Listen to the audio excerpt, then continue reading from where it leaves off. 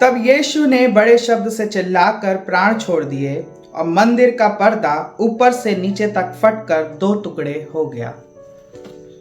Praise the Lord. मैं अनिकेत सिंह एक बार फिर से आपका स्वागत करता हूं हमारी सीरीज में फ्रॉम प्रॉमिस टू पैशन।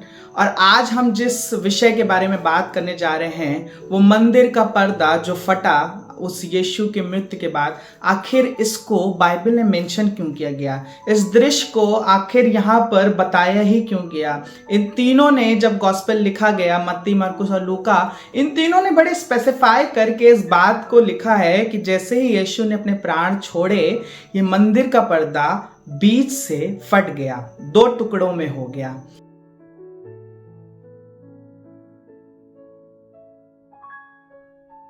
रसी सुसमाचार उसका 27वां अध्याय और उसकी 50वीं आयत में लिखा है, तब यीशु ने फिर बड़े शब्द से चिल्लाकर प्राण छोड़ दिए और देखो मंदिर का पर्दा ऊपर से नीचे तक फटकर दो टुकड़े हो गया और धरती डोल गई और चट्टानें तड़क गई और कब्रें खुल गई और सोए हुए पवित्र लोगों के बहुत से शव जी उठे और उसके जी उठने के बाद वे कब्रों में से निकलकर पवित्र नगर में गए और बहुतों को दिखाई दिए। आखिर एक पर्दे के फटने से इतना अद्भुत दृश्य कैसे हो रहा है जो लोगों को चौंका दे, जो लोग विश्वास भी ना कर पाए। आखिर ऐसा दृश्य क्यों हो रहा है कि धरती डोल गई, चट्टानें फट गई, कब्रें खुल गई, मुर्दे जी उठे और वो पवित्र नगर में जाकर के चलने लगे, लोग उनको देखने भी पाए। आखिर ऐसा अद्भुत कार्य क्यों हो रहा है जब यीशु मसीह मरा और ये पर्दा फटा?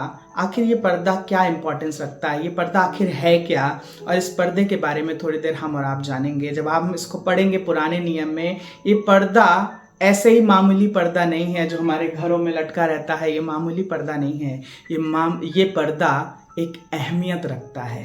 इसके बारे में जानेंगे, पुराने नियम में देखेंगे कि आखिर ये पर्दा है क्या। निर्गमन 26 उसकी 31 से 33 आयत तक अगर हम देखें तो यहाँ पर ये पर्दे के बारे में जिक्र है। लिखा है, फिर नीले, बैजनी और लाल रंग के और बटी हुए सूक्ष्म सनी वाले कपड़े का एक बीच वाला पर्दा बनवाना। वे कढ़ाई के काम किए हुए करूबों के साथ बने और उसको सोने से मढ़े हुए बबूल के चार खंभों पर लटकाना। इनकी अंकड़ियां सोने की हों और ये चांदी की 4 कुर्सियों पर खड़ी रहे और बीच वाले पर्दे को अंकड़ियों के नीचे लटकाकर उसकी आड़ में साक्षी पत्र का संदूक भीतर ले जाना। इस प्रकार वह बीच वाला पर्दा तुम्हारे लिए पवित्र स्थान को परम पवित्र स्थान से अलग किए रहेगा। ये वो पर्दा था जो टेंट ऑफ मीटिंग में यानी मिलाप वाले तंबू में एक बड़ी अहमियत रखता था। और मिलाप वाले तंबू की अगर हम बात करें तो वो मिलाप वाला तंबू बनाया इसलिए गया था ताकि लोग आकर के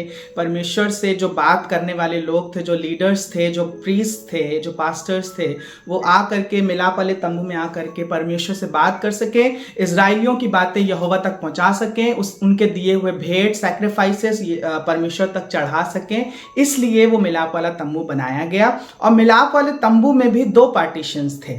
लोगों को एक्सेस था कि वो एंट्रेंस तक आ सकते थे टेंट ऑफ मीटिंग के, बट मूसा और बाकी के प्रीस्ट जो जितने भी याजक थे, हारून उसके बेटे, वो उस होली प्लेस में जो पहला उसका स्थान था वहाँ पर आ सकते थे और वहाँ पर आकर के परमेश्वर से मुलाकात कर सकते थे, उससे बातें कर सकते थे, उसको चढ़ावा चढ़ा सकते थे, तमाम कार्य वहाँ पे कर सकते थे। पर एक और जगह थी जो कहलाती थी अति पवित्र स्थान यानी मोस्ट होली प्लेस, और उसको पवित्र स्थान से अलग करने के लिए ये पर्दा लगाया जाता था। ये पर्दा उस काम आता था कि वो होली प्लेस से मोस्ट होली प्लेस को अलग कर सके, यानी पवित्र स्थान को अति पवित्र स्थान से अलग कर सके। और वो अति पवित्र स्थान रेस्ट्रिक्टेड एरिया था, तो वहां पर सिर्फ हाई प्रीस्ट को यानी महायाजक को ही एक्सेस होता था, वो भी वंस इन अ ईयर वो जा सकता था। और वो जगह एक ऐसी थी, एक अद्भुत उपस्थिति यहोवा की थी कि उसको हर आदमी झेल नहीं सकता था। वो जो कहलाती थी, उसकी जो महिमा कहलाती थी, दैट इज शकाइना ग्लोरी,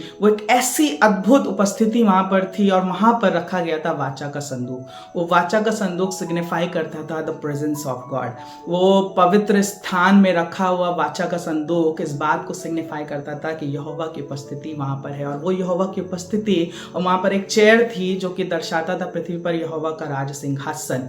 और वो ऐसी ऐसी चीजें थी और उसको माना जाता था कि यहोवा वहां पर एंटर करता है, यहोवा वहाँ पर रहता है, स्टेज देयर, उसकी ग्लोरी वहाँ पर इतनी ज़्यादा है जिसको शेकाइना ग्लोरी कहते हैं। इसलिए लोगों के लिए बड़ा रिस्ट्रिक्टेड एरिया था और सबके पास एक्सेस नहीं हुआ करता था सिवाय महायाजक के।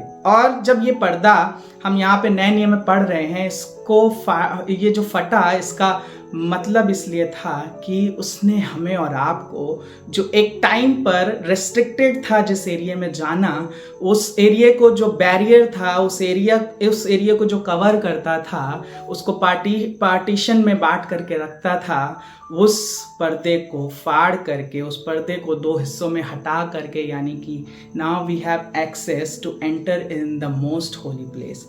यीशु मसीह का मकसद, उसकी मृत्यु का मकसद ही सिर्फ इतना था कि जो लोग उसकी उस शेकाइना ग्लोरी, उस प्रेजेंस जो बहुत अद्भुत है, उससे जो रहित हैं, उनको एक्सेस देना कि वो भी अब यहोवा की उस उपस्थिति को, जो सबसे अद्भुत है, जो सबसे ज़्यादा प्रेशियस है, उस उपस्थिति में जा सके।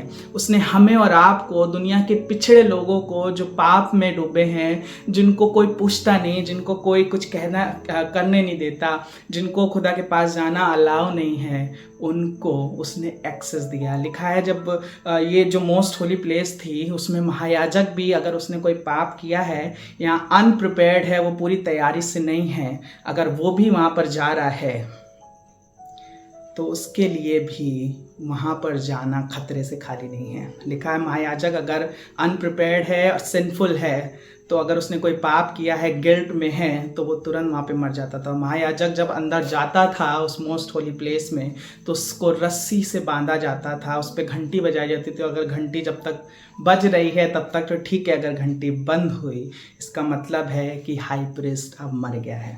उसको रस्सी से वापस घसीटा जाता था, क्योंकि किसी और को इजाज़त नहीं थी। इतने सारे रेस्ट्रिक्शन थे यहोवा से।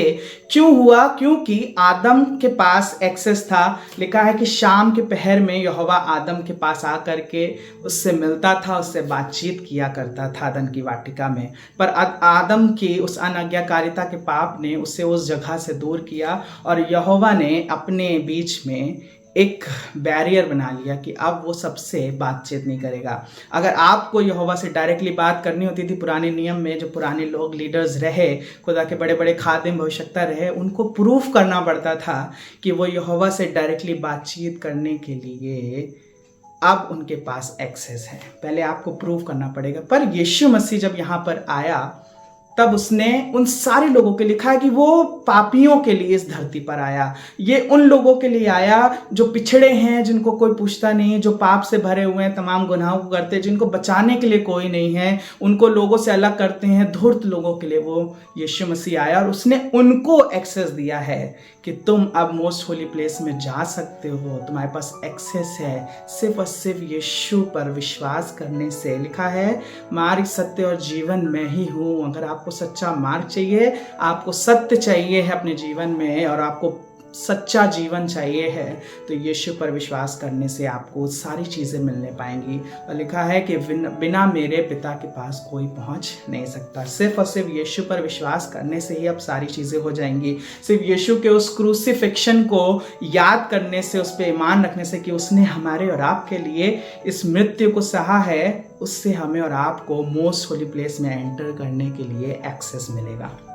Now access has been granted कि हम मोस्ट होली प्लेस में एंटर कर सकते हैं। उस शेकाइना ग्लोरी को यीशु में उतरते हुए हम देख सकते हैं। और ये अद्भुत काम इसीलिए हो रहा है कि मुर्दे भी जी रहे हैं, धरती डोल रही है, चट्टानें तड़क रही हैं, तमाम चीज़ें हो रही हैं। खुदा के लोगों, आज हमारे जीवन में भी ये काम होने पाता है जब हम यीशु पर विश्वास करते हैं, उसकी मृत्यु पर, उसके बलिदान पर, उसके जी उठने पर जब हम विश्वास करते हैं, तो हमारे पास भी वो एक्सेस है कि हम मोस्ट होली प्लेस में जा सकते हैं। एक गाना है ना, I enter the holy of holies, I enter through the blood of lamb. उस मेमने के लहू के द्वारा हम उस पवित्र स्थान में प्रवेश करते हैं। यीशु आपको इस कलाम से बहुत आशीष दे।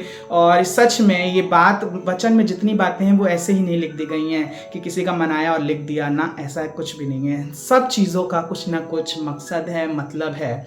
और इस पर्दे के फटने का मकसद सिर्फ इतना था कि उसने परमेश्वर से मनुष्य की दूरी को मिटाया। वो मीडिएटर बना, उसकी मृत्यु वो मीडिएटर बनी कि जो दूरी परमेश्वर से उस समय में हो गई थी, उसने अपने बेटे को भेज करके अपने लोगों से उन दूरियों को वापस मिलाया है कि लोगों के पास वो एक्सेस हो कि वो परमेश्वर से रूबरू हो सकें, उसकी उपस्थिति से रूबरू हो सकें, उसकी उपस्थिति से भर सकें। खुदा आपको इस वचन से बहुत बरकत दे। और अगर आपको वीडियोस अच्छी लग रही तो ज़रूर से हमारे चैनल को सब्सक्राइब करें।